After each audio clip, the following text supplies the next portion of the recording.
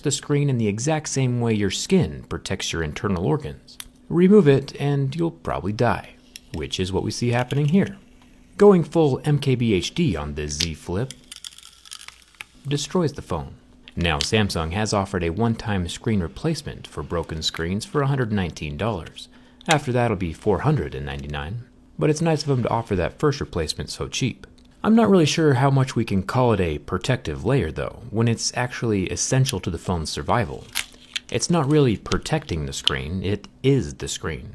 So if the screen ever does get scratched at a level 2 with deeper grooves at a level 3, the damage is still very permanent.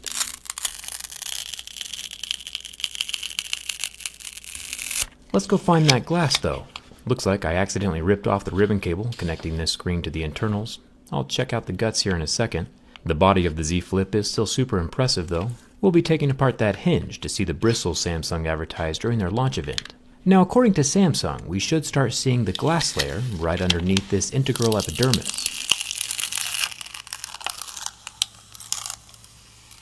And ladies and gentlemen, I think this is it. Little shards of cracked glass are covering the OLED layer, right underneath that plastic protection. Shiny little slivers of glass are scraping away with my tweezers, almost like little slivers of fiberglass. And it glistens just like broken glass does. Not to mention my fingers are now full of it. Fair payback, I guess. Well played.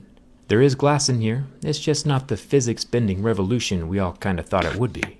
Now Samsung did say that the top protective layer was similar to what they had on their first Galaxy Fold, so we'll take a look real quick. It looks like both screens have the same hard copper layer glued behind the display, probably for rigidity for the parts that aren't supposed to flex. Pulling off just the top transparent layer of the Fold reveals that indeed both phones have a similar top plastic protection, but underneath that layer the screens are constructed differently. We can see that the Fold has clean flexing plastic, while the Flip has the thin cracked layers of glass. I imagine the glass layer does help keep the display a tad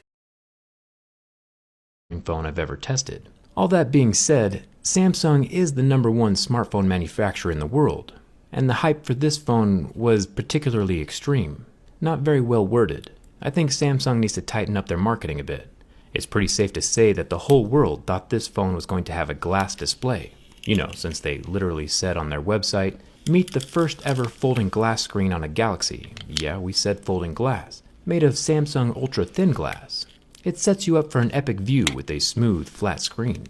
Combine that with the bending physics comment, it's a little excessive for what we actually got, you know? And then the bristle thing, I feel kinda like we got catfished on Tinder. This phone's still a 10 out of 10 of course, but it was claiming to be a 15. And because of that, now I feel like it's a 6. If they would have come out and said something like, we have created a brand new revolutionary ultra-thin glass substrate that can flex and fold on the new Galaxy Z Flip, this optically clear glass core technology will take flexible screens to the next level. I think, phrasing it like that would more accurately portray what's going on, while still hyping everyone up for something new. The Galaxy Z Flip isn't actually bending any laws of physics, and that's okay. It's still a 10 out of 10, and I'd still swipe right. Let me know what you think down in the comments. Should Samsung have been more realistic about the whole folding glass thing? Come hang out with me on Instagram and Twitter, and thanks a ton for watching. I'll see you around.